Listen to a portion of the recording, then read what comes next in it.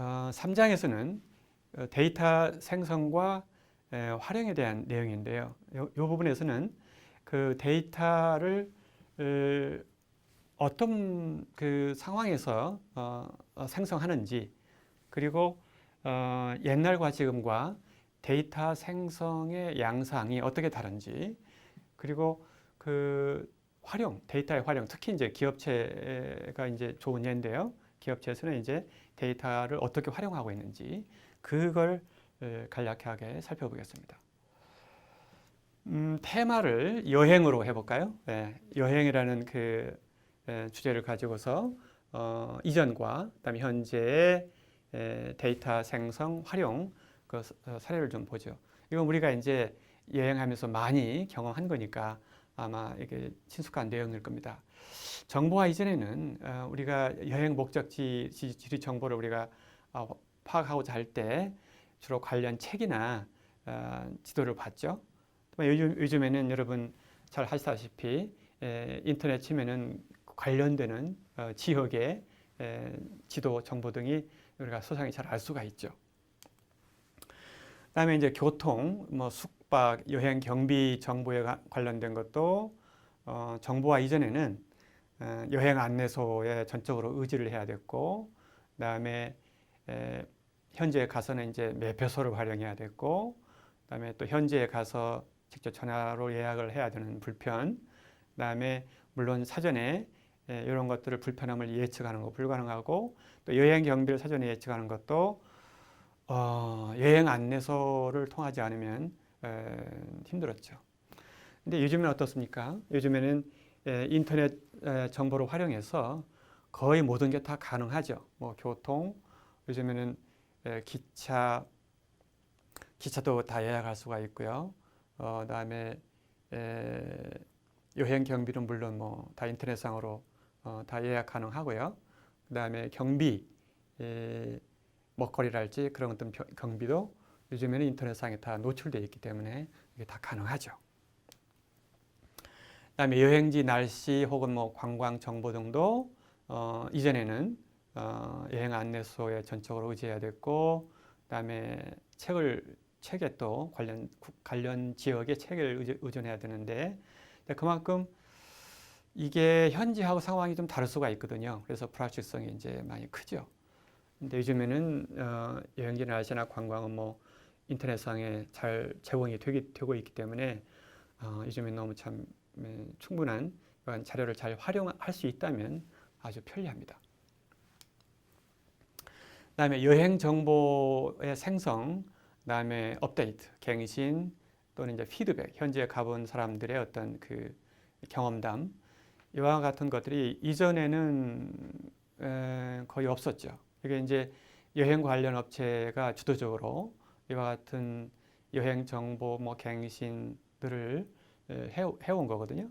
근데 요즘에는 그 관련 지역, 관심 지역을 들여다보면은 현재 여행자 사용자들이 주로 많이 글을 올리잖아요. 그런 걸 통해서 아주 정확하게 거의 실시간으로 그 현재의 상황을 우리가 정확하게 잘 알 수가 있고, 여행자 본인도 여러분들도 그 경험담을 올림으로 해서 또한 더 풍성한 자료 제공에 참여할 수가 있는 것이죠. 다음에 이제 주제를 교육 분야로 한번 옮겨볼까요? 요거는 이제 제가 그 미국의 온라인 교육 서비스 업체인 그 카플란을 염두에 두고 한번 이렇게 표를 만들어 봤습니다. 이쪽은 이제 전통적인 교육 상황이고, 요거 이제 미래 지향적인 교육 상황인데요. 먼저 학습자 중심 지도 측면에서 보면 전통적인 교육, 특히 이제 우리가 학교 교육 상황에서 보면 이거는 학습자 중심 지도가 굉장히 제한적이죠. 물론 요즘에는 이제 한 반의 학생 수가 적어서 어느 정도는 가능할지 모르겠지만 여전히 집단 교육이기 때문에 제한적입니다. 그에 반해서 미래지향적인 교육 상황에서는 학습자 지식 수준을 개별적으로 온라인상에서 자료를 우리가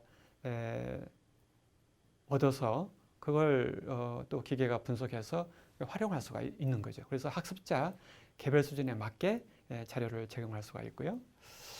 그다음에 능력 중심 교육도 역시 같은 맥락인데 이것도 역시 이제 집단 교육 하에서는 상당히 제한적이죠. 근데 능력 중심 교육 파트에서도 객관적인 기준에 의한, 왜냐하면 이제 온라인상에 참여한 많은 그 같은 나이 수준의 학생 집단에서의 나온 결과를 분석을 하면 우리가 어떤 객관적인 기준을 얻을 수가 있거든요. 그래서 그거에 의해서 우리가 인증 시스템도 개발할 수 있지 않을까 그렇게 예측을 하고요.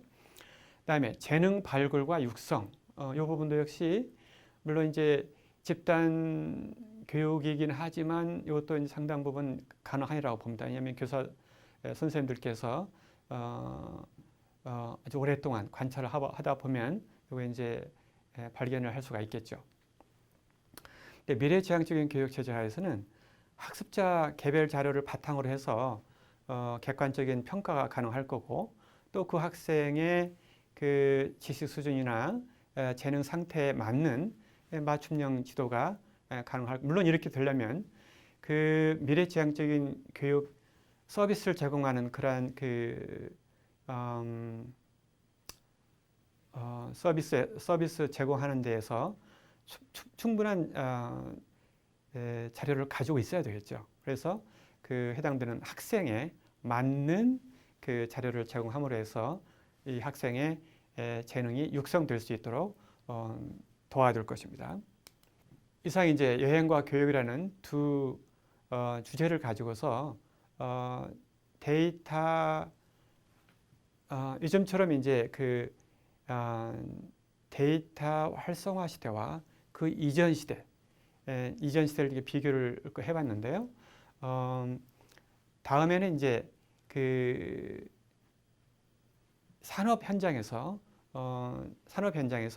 데이터가 얼마만큼 잘 활용되고 있는지 그걸 살펴볼까 합니다.